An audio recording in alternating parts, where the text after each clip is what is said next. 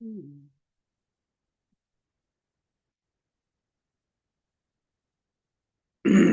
morning, good morning, good morning, everybody.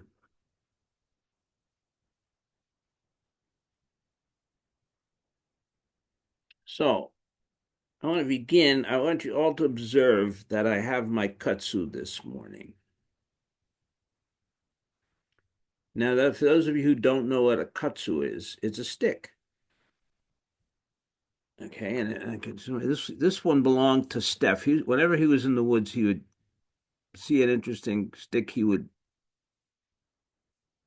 pick it up, and I guess these were lacquered or something. It's very beautiful, in my estimation. And a kudzu is one of the symbols of a teacher in Zen. Okay.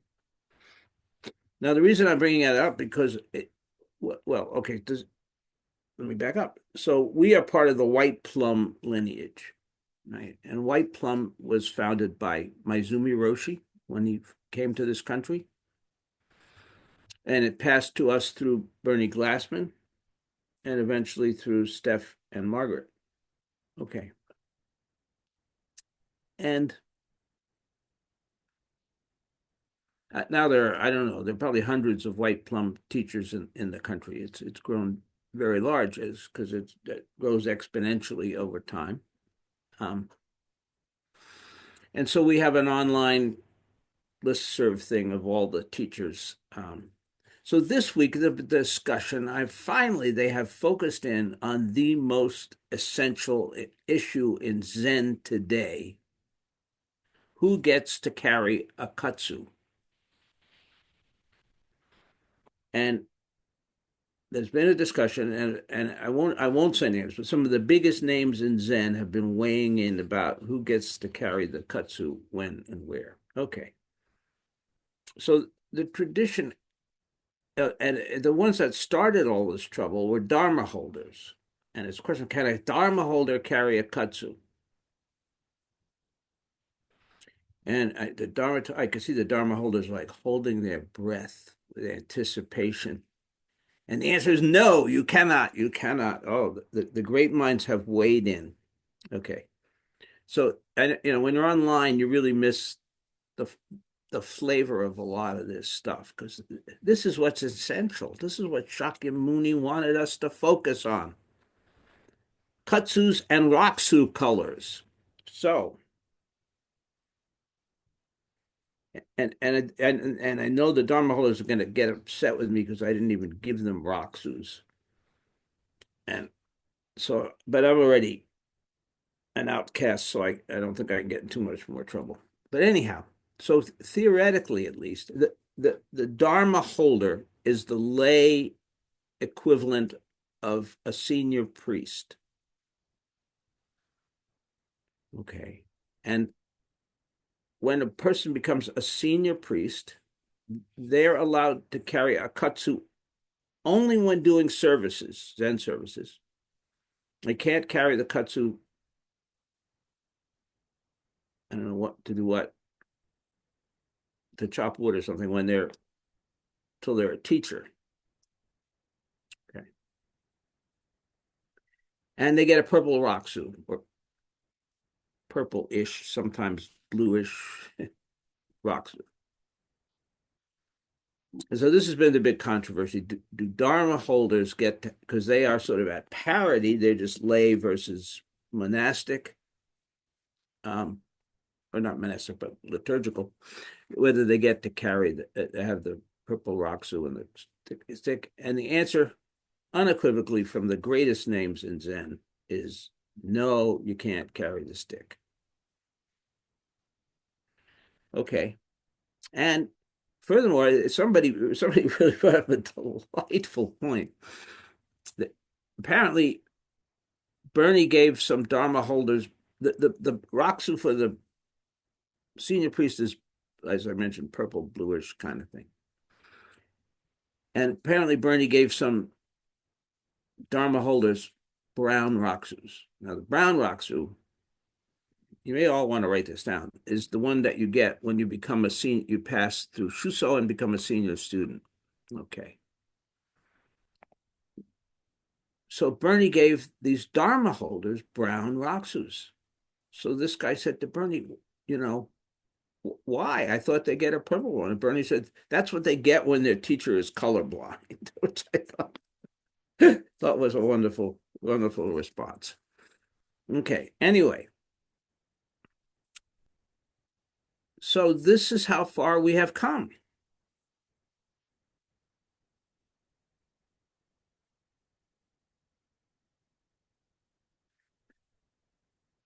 And I don't think I'm going to say any more of that about that aspect. But I'm going to talk about a little bit about the kutsu. Okay, so the kutsu, as I said, is the symbol of a teacher in Zen, and my basic inclination is to really like that because it's so simple. It's the simplest thing that there is.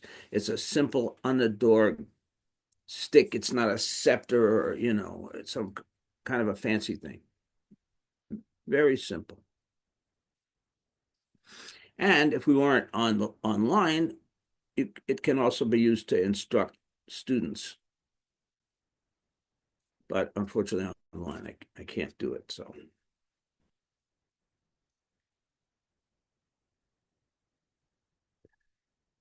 So where am I going with all this about the kutsu? Well, so it's the symbol of the authority of a teacher. And Dharma holders, if you ever want to travel to Maine and visit mine, I could allow you to do that.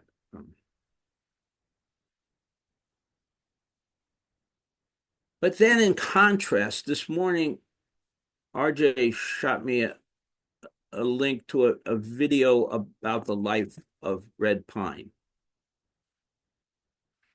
Now, which I'm hoping, RJ, we can find a way to share with everybody. Maybe we can look at that later. But anyway, so people all know who Red Pine is.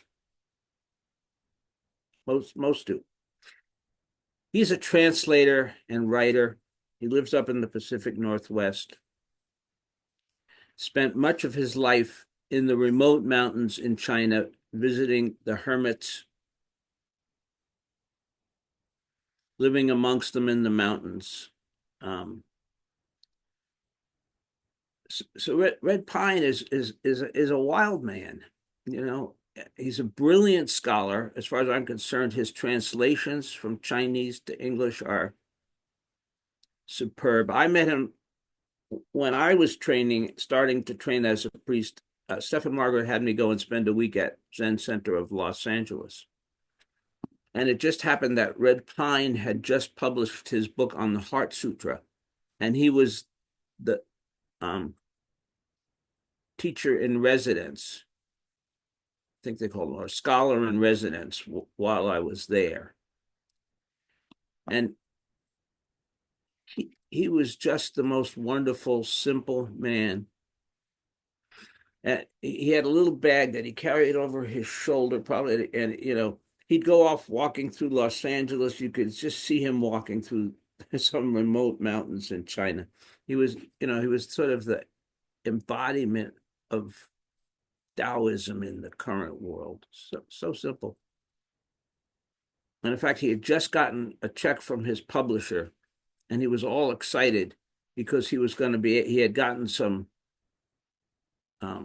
assistance funds from his community in Washington State, and he was going to be able to pay that back. That's what excited this man. He lives in the simplest way. Beautiful man. And I'm thinking that's the contrast. And it was to me, it's like, okay, he's not worried about what color Roxu he has on or whether, he can carry his kutsu or not carry his kutsu. The picture that opens this thing is him just sitting on a rock in the mountains, and how far have we come?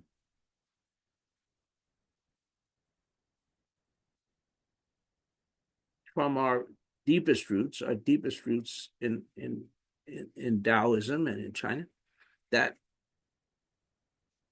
we're worried about the color of our bibs or whether we're carrying a stick or not. Anyway, so I'm betraying my prejudices yet again. But that said,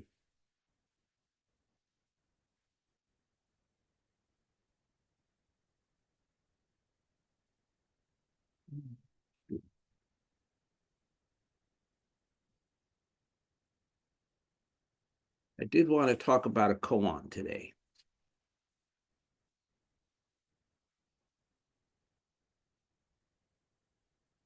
And I know I have a habit of every time I talk about a koan, I talk about how much I love the koan. And this one is not an exception. I love this koan. And this koan is called Think Neither Good Nor Evil. And it's case 23 in the Mumonkan. Now, this is an interesting case because it's just it's got a fascinating backstory that I'm going to tell you a little about now. Although to pass the koan, you absolutely do not need to know the backstory. But the backstory is very rich and it encompasses an important moment in the history of our Zen lineage. So the case. The sixth patriarch was once pursued by the monk Myo as far as Mount Dayu. The patriarch, seeing Myo coming, laid the robe and bowl on a rock and said, "This robe represents the faith. How can it be competed with for by force? I will allow you to take it away." Myo tried to lift it up, but it was immovable as a mountain. Terrified and trembling with awe, he said, "I came for the Dharma, not the robe. I beg you, lay brother, please reveal it to me." The patriarch said, "At the very moment you were chasing after me, without thinking good or evil, what was the primal face of Myo?" In that instant, Myo suddenly attained deep realization and his whole body was covered with sweat. In tears, he bowed and said, "Besides the secret words and secret meanings that you have just revealed to me, is there anything else deeper yet?" The patriarch said, "What I have now preached to you is no secret at all. If you reflect on your own true face, the secret will be found within yourself." Myo said, "Though I have been at Obai with other monks, I have never realized what my true self is. Now, thanks to your instruction, I know it is like a man who drinks water and knows for himself whether it is cold or wet or warm. Now you, lay brother, are my master." The patriarch said, "If that is the way you feel, let us both have Obai for our master. Be mindful and hold fast to what you have realized."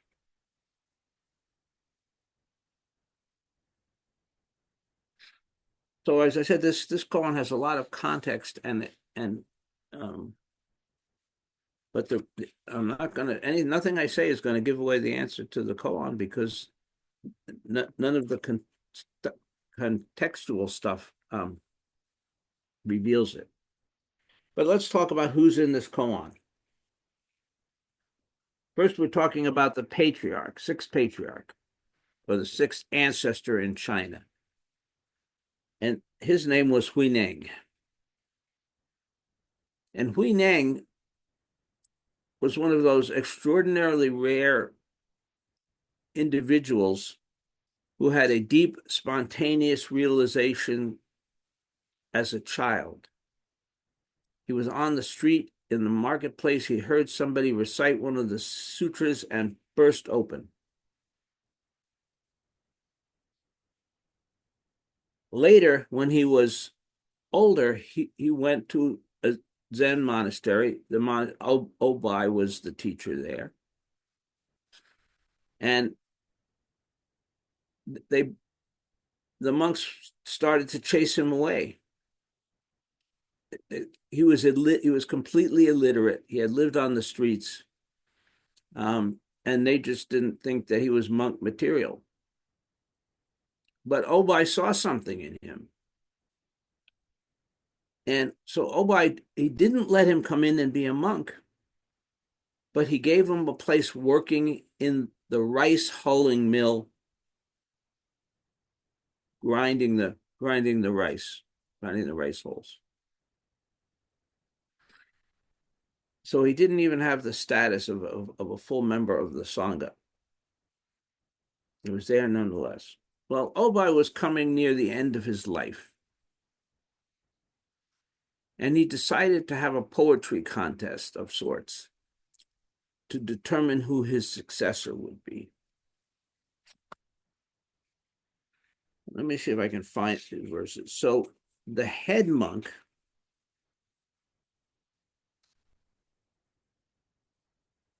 who was the odds-on favorite to be a successor and who was well liked by all the other monks, posted his response.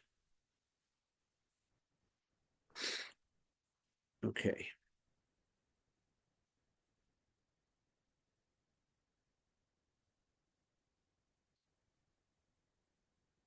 And this head monk's name was Jin Shui. Okay, so he says his poem, he posted it on the master's door. The body is the Bodhi tree. The mind is like the stand of a clear mirror. Wipe it clear from time to time. Never let dust and rubbish adhere to it. Now, Wen was illiterate. And so he heard all the monks kind of clamoring about this. They were all excited about this verse that the head monk had written. And he had another monk read it to him. And then he had that monk write a verse for him. And his verse said, "The Bodhi is intrinsically no tree, nor has the clear mirror any stand. There is not one thing from the beginning. Where can dust and rubbish adhere at all?"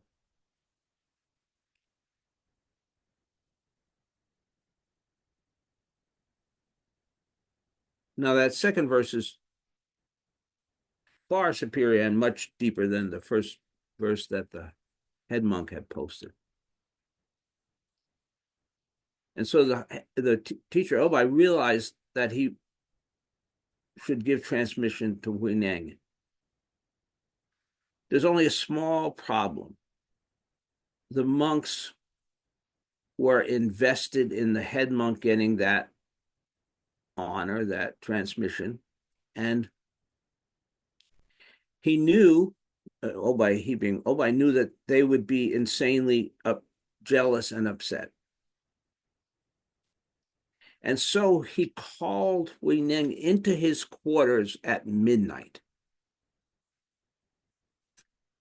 And he gave him the robe and the bowl, which are the symbols traditionally of the teacher, a robe and a bowl, and told him to flee, literally to get out of there, because the other monks would probably kill him. So Huineng fled. He fled. And in the middle of the night, off he went. And Monk Mio went after him to kill him. Now Huineng was just this little guy who'd been working in the rice mill. Mio had been a general. He was a military man. He was, and in those days, meant you had to fight with a sword and everything. He was a strong guy, right? So you've got this terrifyingly strong general chasing after little Huineng, and he catches up with him. So you can imagine this moment. Mio is full of rage. He wants to wipe this guy out. Wisely, Huineng says, "You can have it. I'm not going to fight you over the robe and the bowl. Here it is." And this amazing thing's happening because this big, strong guy, Mio, goes to pick up the robe and the bowl, and he cannot even move it. So there's a lot of rich meaning in here. First of all, to this day, when we give Dharma transmission, we give it at midnight. Well, if we can stay up that long. But late in the night, we give the transmission, remembering that night where Wu Neng got the robe and bowl and ran off into the night. Interesting sideline. For several years after that, I think for 6 years after that, he didn't go back. He went into the mountains and hung out with a group of hunters. And he spent his days going around and releasing the animals from their traps. And that was and then eventually he did go back and he did ascend the seat, as we say, and he did, but Huineng. So why can't one of the very crucial elements of this koan is why can't Mio, this big powerful fellow, lift a robe and a bowl? And of course, this aspect is mythological. But as I understand it, it has everything to do with that. While those are the symbols of someone who is a teacher, carrying the Dharma is very heavy. It is an enormous responsibility.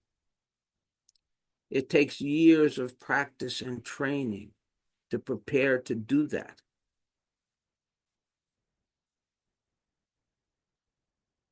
And Myo was simply not prepared. He was not ready. It was not his moment, not his time.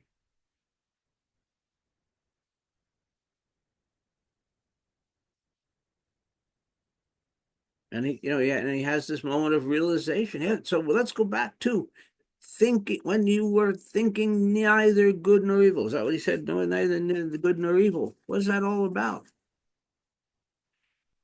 Well, you can imagine he's in this kind of rage. He's chasing after this man to murder him.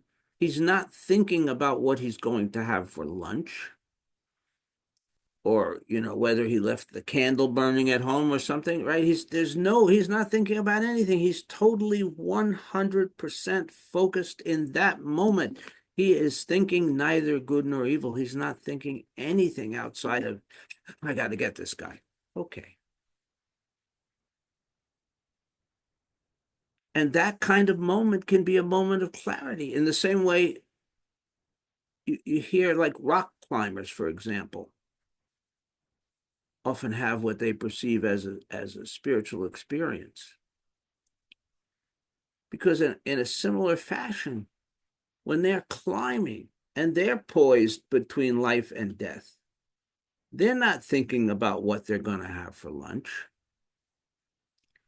Their minds are 110% focused on their handholds and their footholds and their ropes, etc.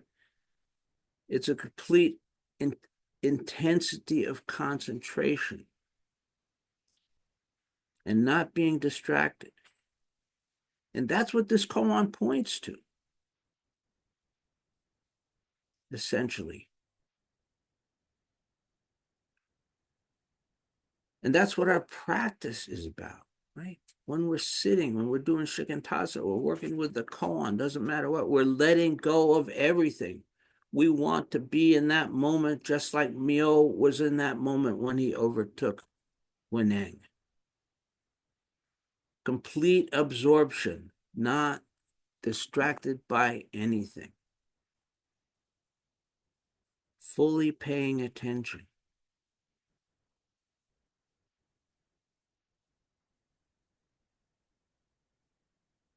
Now, undoubtedly, all his years of training at the monastery had prepared Myo. He wasn't an amateur at all or beginner.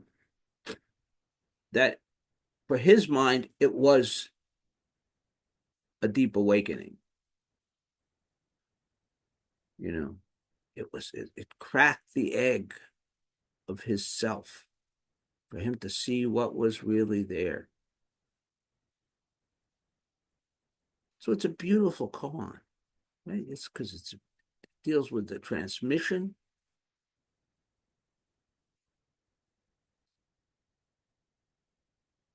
And again, again, it's sort of in this week when everybody's been debating who gets to wear what color rakusu and who gets what kind of a katsu or not, and so on. It reminds us the simplicity of the initial transmission. You got a robe and a bowl. And I don't imagine it was a particularly fancy robe and bowl. That's where we started. And I think it's so important that we not lose sight of that we not lose sight of that simplicity and that authenticity, the authenticity that Red Pine is manifesting, just sitting on that rock in the mountains of China. He he is beloved in China because of his work with Chinese literature, with translating, um, you know, and yet that has not transformed him at all. He is the most ordinary person. That's our tradition. He's living it. He's manifesting it. He doesn't have any rakusu, let alone a brocade one.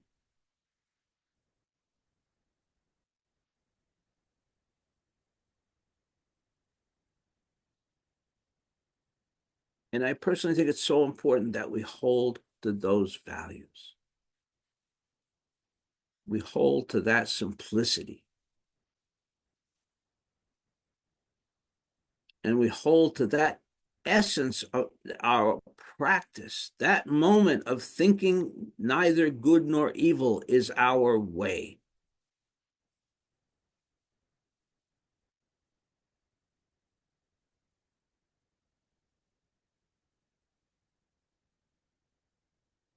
That moment of the colorblind teacher picking out the color of the rocks.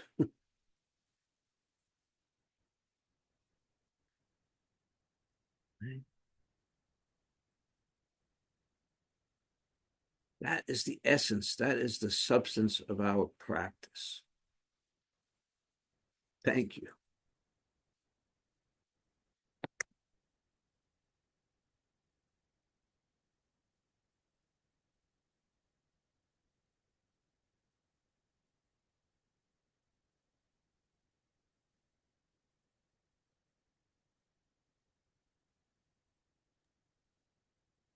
So, Peter, was Mio not thinking evil when he was going after Wu Nang? Reading. Um, well, I presume he was when he started out, but I also presume that at some point he was just into the chase. I've got to catch this guy. You know, I mean, he was so in the moment, um, that I don't think he at that moment I don't think he was thinking. I think it's accurate. I don't think he was thinking evil. He wasn't. You know, he's thinking run, run, run.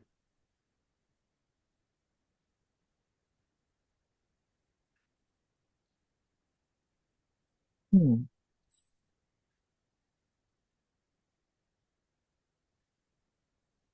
So, is there a lesson there that uh, being totally involved with what's in front of you, what you're doing negates the motive that put you in that position?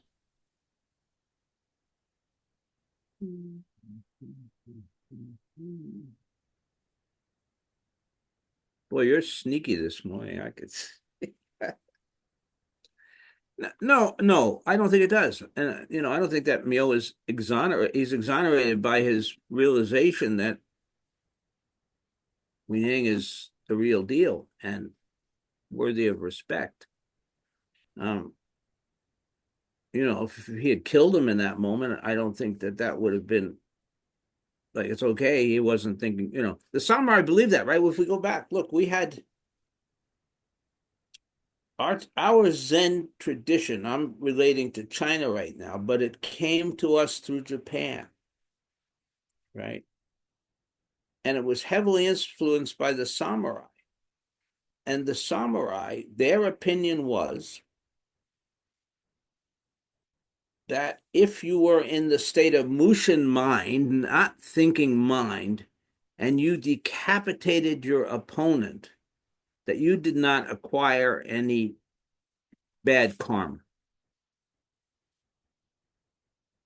Oh yeah, this is this is also part of our tradition. Um, and so two things. One thing, the Zen practiced alleviated the fear of death for the samurai warriors. And again, they had this understanding that as long as they weren't in their ego self when they slew an opponent, that was exonerating, that they did not acquire any karma. Um, So where do the precepts come in? well, that's a good question. Um, I'm not sure that the samurai spent a lot of time studying the precepts. I don't know. The truthful answer. I mean, I know what the precepts say, and I don't know. But well, look again. These are sort of the dark corners of Zen. A number of significant Zen teachers in Japan supported Imperial Japan. They supported the emperor,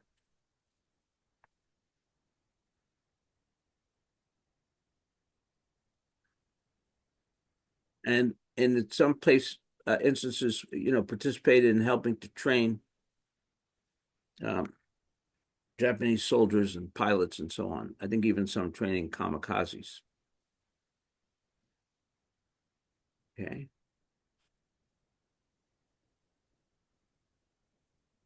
Where were the precepts then?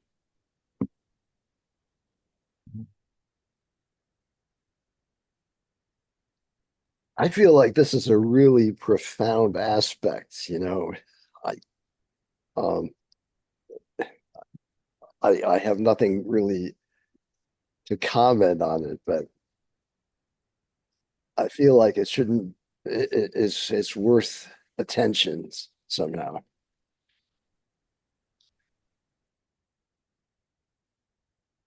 What part of it, Gary, is To me, the aspect that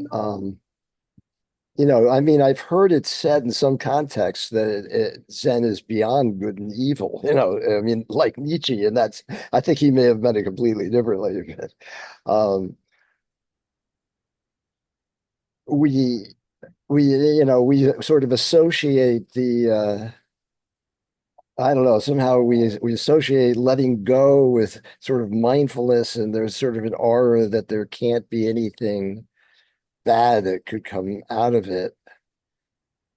But the precepts are really important so that bad things don't come out of it. Uh, um, but there's something about just letting go of it all that is just orthogonal to all of that, but the precepts, sort of ensure that what comes out is good. But the true face is revealed in all actions, whether they're good or bad. Um, so that's about all I can think of to say. so I'm going to take a couple of points here. Who tells us how we have to understand and practice the precepts?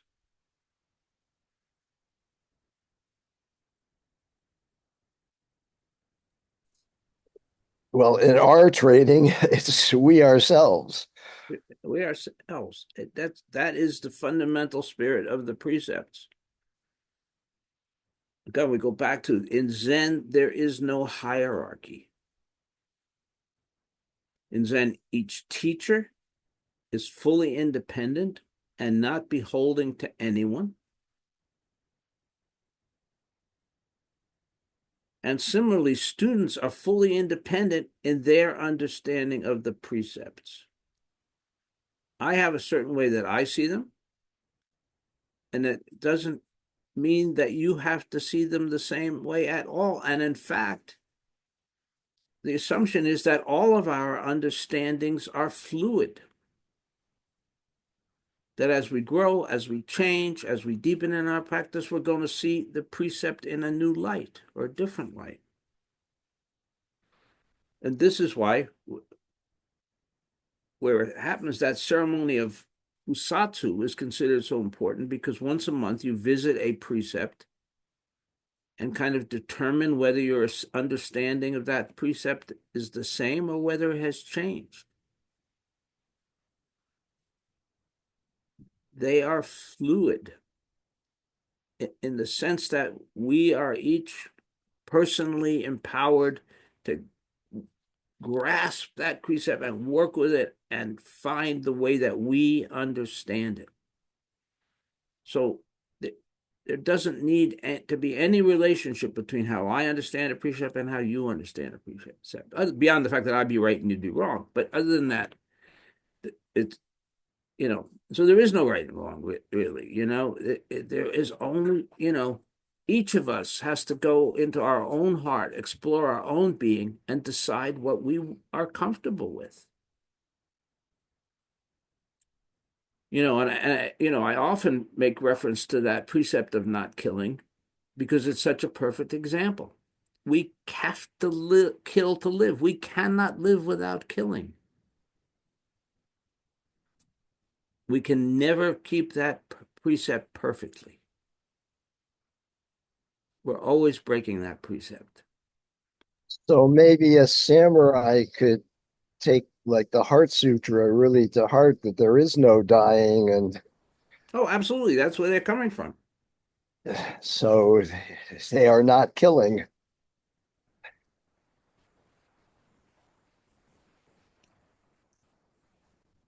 Absolutely. I mean, that's where they're coming from, whether we buy that or not. But again, it's like, we're each autonomous to understand this.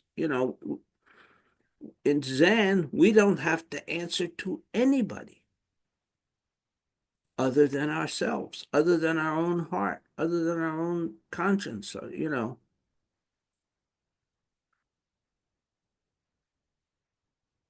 It may be far simpler to be a Christian because those are such clear rules, you know, unambiguous. Thou shalt not kill, which means what? Well, it means thou shalt not kill another human being unless it's warranted, right? I mean, that's sort of paraphrasing that. It's also, but most Christians can go through their life feeling fine if they haven't killed another human being, right? But the Zen precept is holding us accountable for what we eat.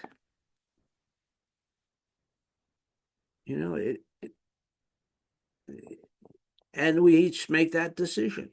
We've talked about this, Is a person going to be vegan? Are they going to be vegetarian? Are they going to eat meat, but only meat that's been raised humanely and slaughtered humanely, and so on? Those in Zen, those are personal decisions. Some people think that Buddhists are vegetarians. Buddhists are not vegetarian. The story is that Shakyamuni Buddha died from eating tainted pork. He was a guest at someone's house. Again, story, maybe myth. And they served him tainted pork, but he was far too polite to say anything, so he ate it anyway. Don't know if that story is true. But we're not vegetarians, or we are. It's our choice. The only thing that the precept asks us to do, as far as I'm concerned, is to pay attention and make a conscious decision. The fault lies in being unconscious, unaware, not taking responsibility for our lives and our actions.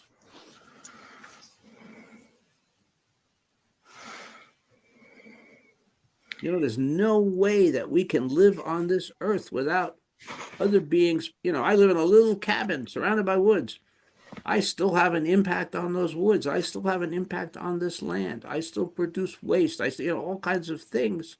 I cannot be here and have no effect.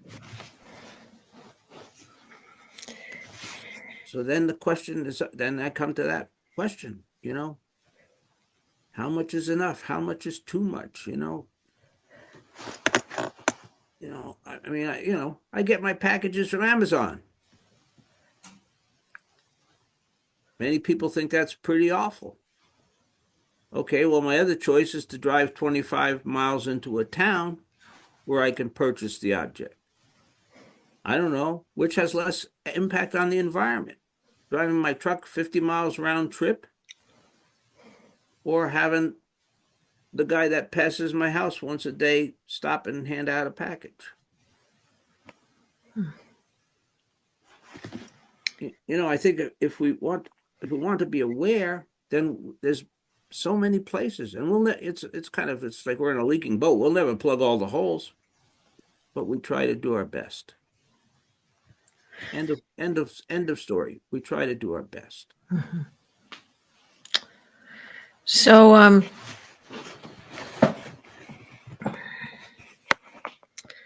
thinking about this monk that isn't thinking anymore. He's just moving on rage.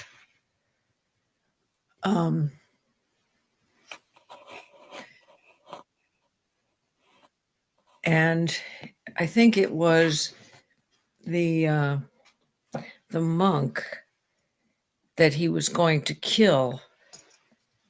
I think he was able to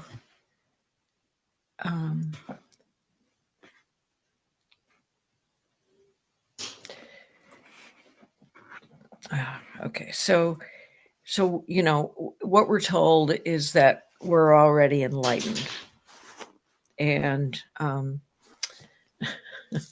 may be way off here, but anyway, we're already enlightened beings, and so striving for enlightenment, we don't need to do that, right? So that's like a hard thing to swallow, and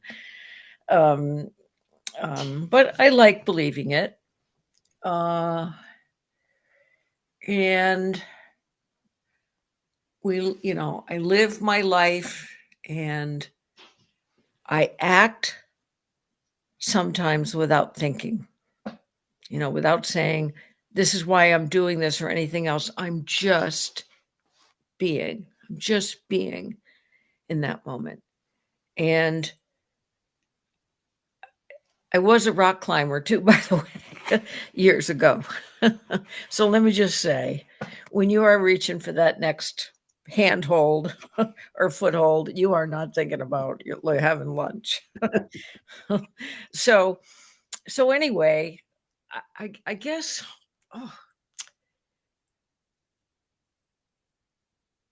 it's really this monk pointing out to this man in rage that being in the rage is what is being okay. So if I'm dressing somebody's nasty wound, I'm really not thinking about anything else except doing what I am doing.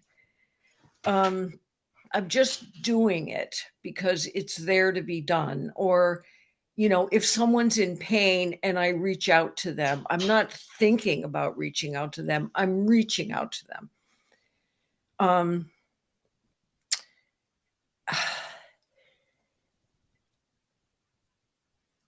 Yeah.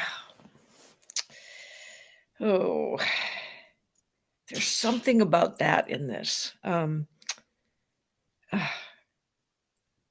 don't know. Thinking too much myself, maybe.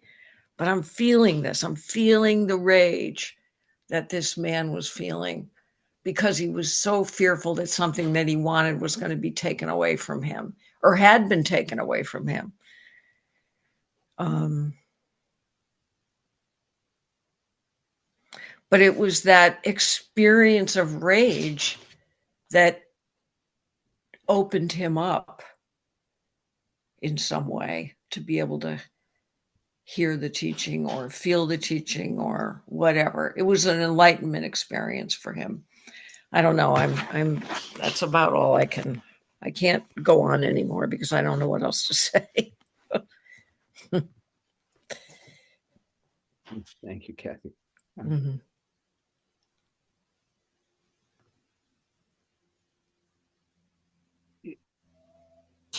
Yes, in that moment, he was all consumed. And it doesn't matter. In a certain sense, it doesn't matter what he was all consumed with. He was all consumed.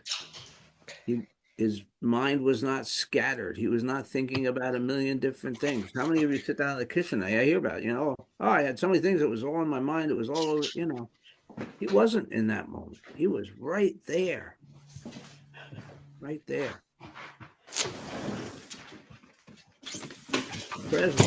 Present to those circumstances. Shiketsu. What? Kan shiketsu. Dried shit stick. Say more. You're not going to get away with saying that. Say more. I think it's pretty, when you say more, you kind of lose it, right?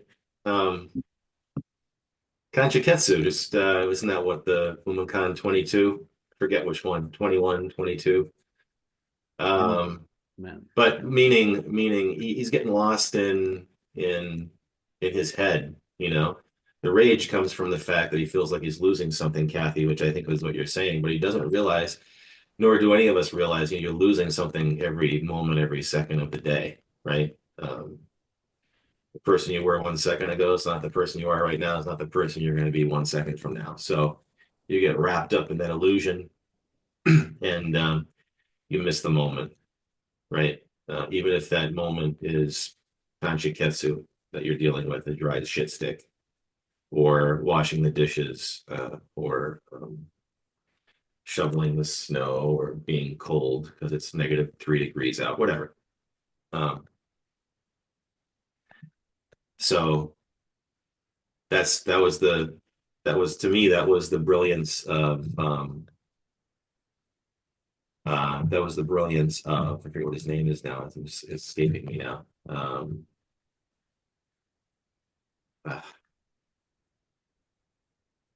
Uh, the heck is his name? That was the brilliance of the sixth patriarch, evidently, essentially, that he was able to see the moment, whereas I think he even doesn't he even say in Mumunkan 23 that, hey, wow, thanks for sharing this secret mystery with me, or whatever. And even at that point, he still doesn't get it, right? It's kind of like, oh, you shared, tell me more. And the sixth patriarch, like, there is no more. This is it. There's no more. It's nothing secret. All you have to do is recognize your own face. You can't see it. So that's what I meant by Kanshiketsu. Okay. Thank you for explaining.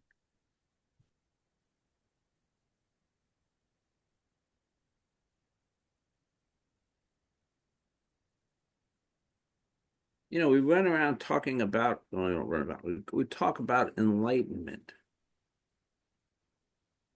What is enlightenment? Enlightenment is seeing that original face. And several people have alluded to it. It's not a thing you gain. It's not a thing you learn. It's something that you had all along that you were not aware of. Because it's obscured. It's obscured by the ego. It's obscured by all of our thinking. And more important, it's obscured by all our likes, dislikes, wants, the constant stream. Those are the things that Shakyamuni Buddha said were the cause of our suffering. Essentially, we suffer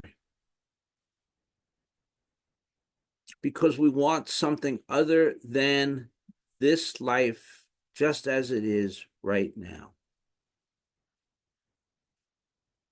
We want things. We want possessions. We want power. We want whatever it is. We want perfect health. We want.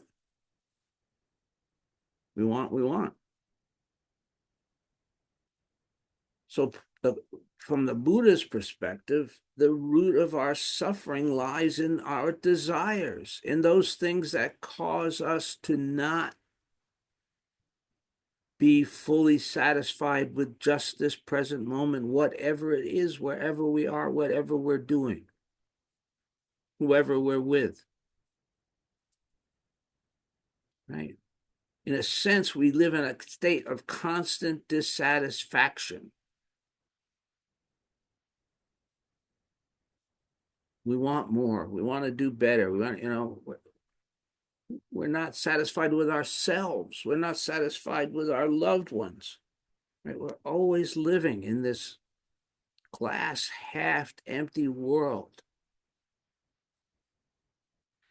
And essentially what the Buddha taught us is that the glass is half full and we just have to stop measuring. We have to stop wanting something other than what's right there. That's how we eliminate our suffering. And in that moment that they're calling enlightenment, all the barriers that we create drop.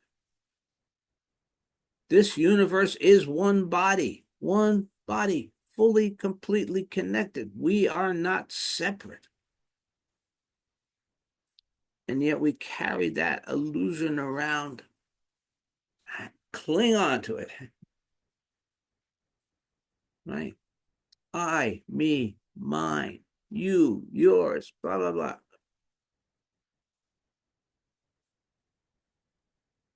So what's this big deal, this enlightenment? It's not a big deal. But it's all the barriers dropping away, seeing the original face, as the language that this koan uses. Right here, right now. Every one of us is enlightened. Deeply. But we just don't know it. We just have to see it. That's why we practice.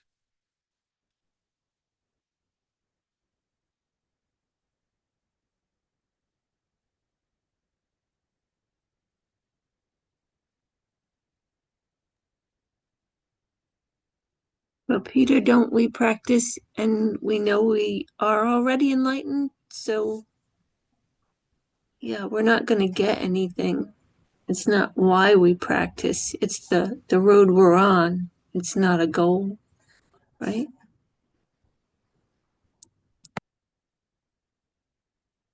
Yes. Dogen says we practice because we're already enlightened.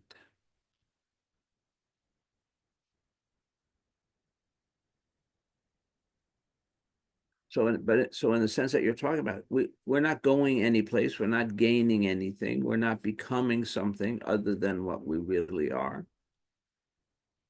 originally are. We're just stripping away. When Dogen was young, he had heard the teaching that we're already enlightened, and he had the question, well, why are all these monks practicing if we're already enlightened? And that is what started him on his journeys. And I won't say any more. I have in front of me, I have in front of me something I've been reading, and Zen Mind, Beginner's Mind. Actually, it was. I think Gary, you mentioned this a long time ago, and I've talked with him about it too. But I came across something that really tickled me in this, and it seems pertinent in the book. So Dogen Zenji said, "Do not think you will necessarily be aware of your own enlightenment," and that really got me. Um, if you pass through a kind of an awareness, um, maybe that's it. Um, Reflecting back on it evaporates it. Um, anyway, it seemed quite powerful.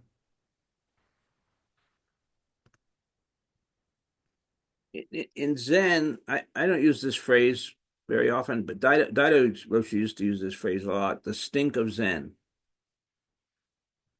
And the idea in Zen is that after we realize ourselves, get enlightened, how we want to express that, we have to get rid of it, every trace of it.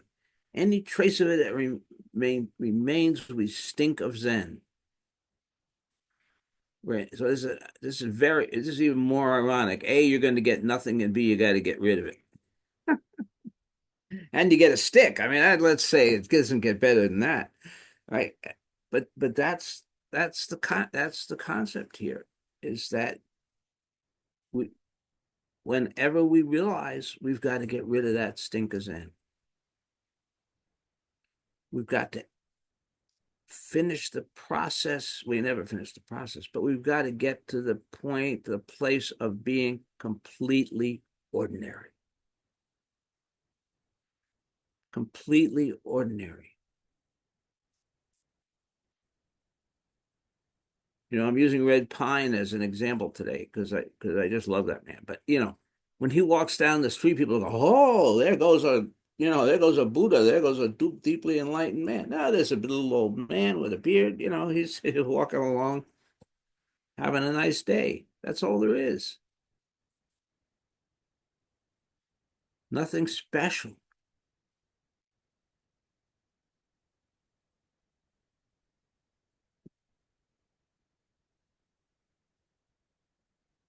I guess that's part of my response to all these different color Roxus and so on and so forth. Nothing special. We we need, if anything, our practice should make us more ordinary. Just who we are, our authentic selves.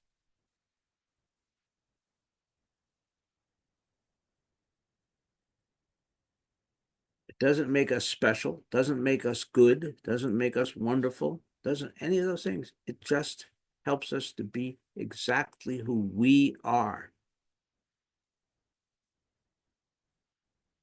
Our original face. Sometimes they call that the face before our parents were born.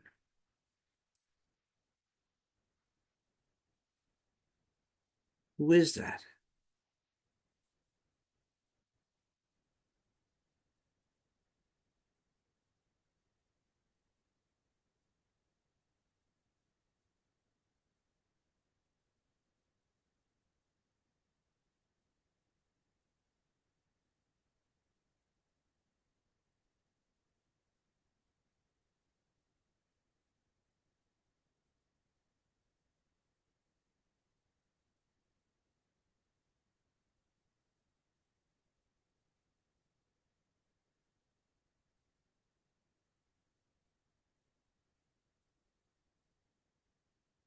I got a new phone yesterday.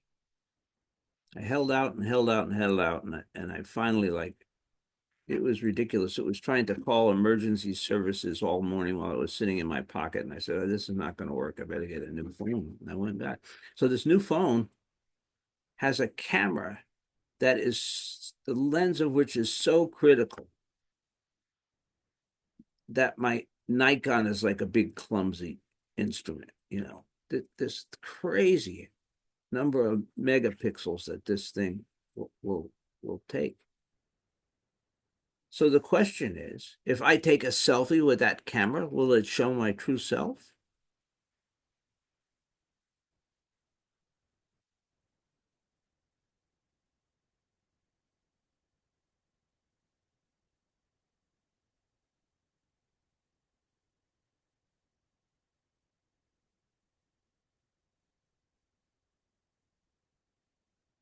I'll leave you all with that question. Get your phones out. Okay.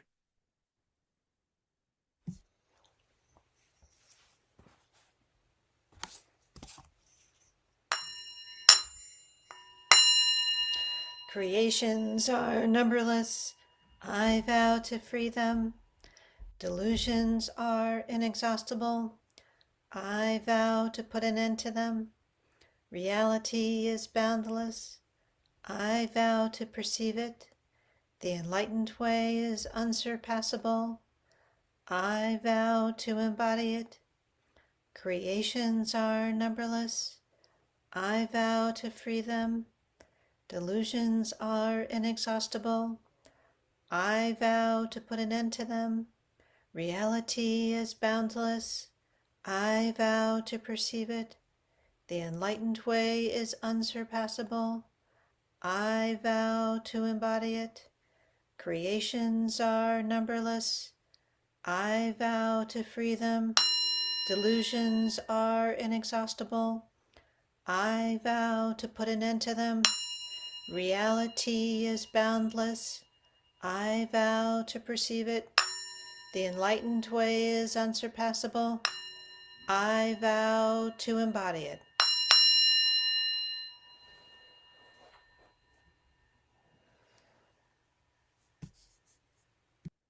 You know, one of my closing note for today, back when I first started practicing Zen, and I was at Zen Mountain Monastery, and Daido Roshi, he was Daido Sensei then, and all the monks. I used to think, well, if I keep practicing, I'm going to be just like them. And what I found out is, no, I'm going to be just like me. I didn't lose myself in the process.